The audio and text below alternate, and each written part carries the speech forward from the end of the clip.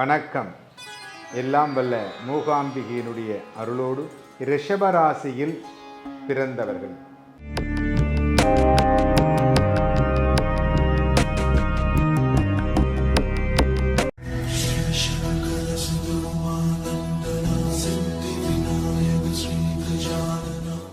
அதாவது சந்திரன் அங்கே உச்சமாகிறார்.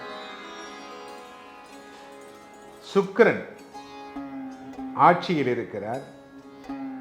இங்கே சூரியன் நீச்சமடைகிறார்.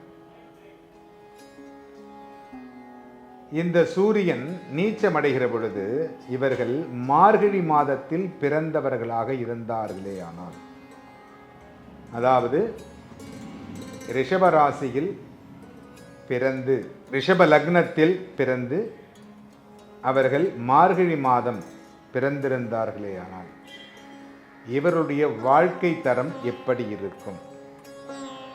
இவர்கள் என்ன பரிகாரம் செய்தால் நன்றாக இருக்கும்? ஒவ்வொரு மாதத்திற்கும் ஒரு பலன் உண்டு.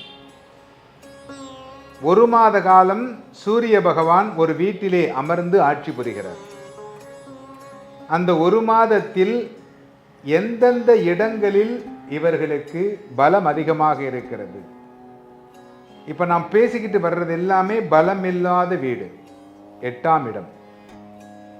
இந்த 8ஆம் இடம் அப்படிங்கிறது தனுர் ராசி. இந்த தனுர் ராசிங்கிற பொழுது இவர்கள் மார்கழி மாதத்தில் பிறந்திருந்தால், ஆல்ரெடி ரிஷபத்தில் சூரியன் பகை, சூரியன் நீச்சமடைகிறார். ஓகேங்களா? இவர் திரும்பவும் பார்த்தீங்கன்னாக்க தனுசு ராசியில் 8ஆம் இடம் அதிபதியாக போகிறார். அப்படி இருக்கிற பொழுது இவர்கள் எவ்வளவு போராடினாலும் அந்த போராட்டத்திலே வெற்றி அடைவதுங்கிறது ரொம்ப கஷ்டமாக இருக்கும். அதுவும் குறிப்பாக இந்த ரோகிணி நட்சத்திரத்தில் பிறந்தவர்கள் ரொம்ப கஷ்டப்படுவார்கள். இவர்களுக்கு பரிகாரம் நிறைய செய்யணும். இவர்களுடைய வாழ்க்கையில் துர்மரணத்தை நிறைய பார்த்துருப்பாங்க.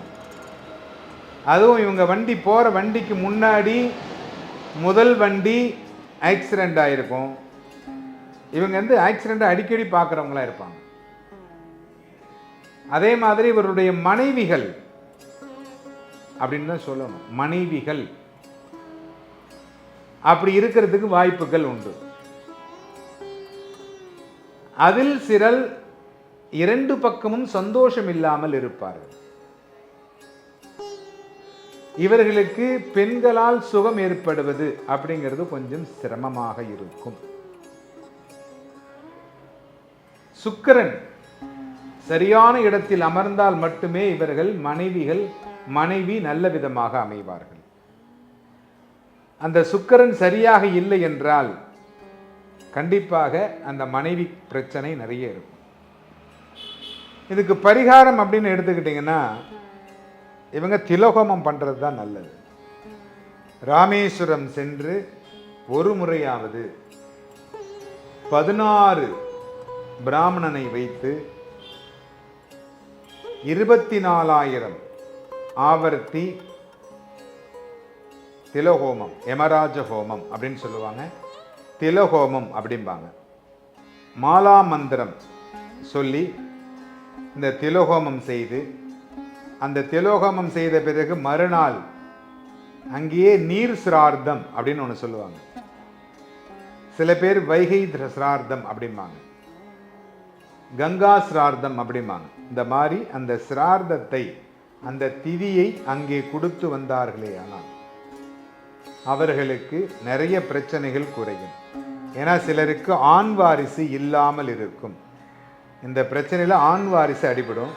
சில பேருக்கு குழந்தையின்மை அப்படிங்கிறது இதில் அடிபட்டுருவாங்க. இது 2ம் இல்லாமல் இருப்பதற்கு இவர்கள் இந்த ராமேஸ்வரத்தில் திலோகமம் செய்வது நல்லது. அப்படி முடியவில்லை என்றால் திருவெண்காடு முக்குல ஸ்நானம் செய்து அங்கே திலோகோமம் செய்யலாம். ருத்ரபாதம்னு பேர். அங்கே விஷ்ணு பாதத்தில் செய்யலாம். அப்படி இல்லை அப்படின்னா விஷ்ணு பாதம் அப்படிங்கிறது கங்கை கரையில் இருக்கு. விஷ்ணு பாதத்தில் முடியாதவங்க இந்த ருத்ரபாதம்ங்கிற திருவெண்காடு புதனுடைய ஸ்தலத்தில் இவர்கள் செய்தார்களேயானால் கண்டிப்பாக வெற்றி என்பது இவர்களுக்கு கிடைக்கும். இவருடைய வாழ்நாளில் எப்பொழுதுமே அமாவாசை தினத்தன்று ஒரு 4 பேருக்காவது அன்னதானம் செய்து வருவது, அப்படி இல்லைன்னா அன்னதானம் நடக்கக்கூடிய இடங்களில் சென்று உடல் உழைப்பு சர்வீஸ் பண்ணுறது, பணங்காசெல்லாம் முக்கியம் இல்லை, சர்வீஸ் பண்ணணும். இந்த மாதிரி செஞ்சீங்க அப்படின்னா உங்களுடைய வாழ்க்கை சிறப்பாக இருக்கும். எல்லோரும் இன்புற்றிருக்க இறைவனை பிரார்த்தனை செய்கிறோம்.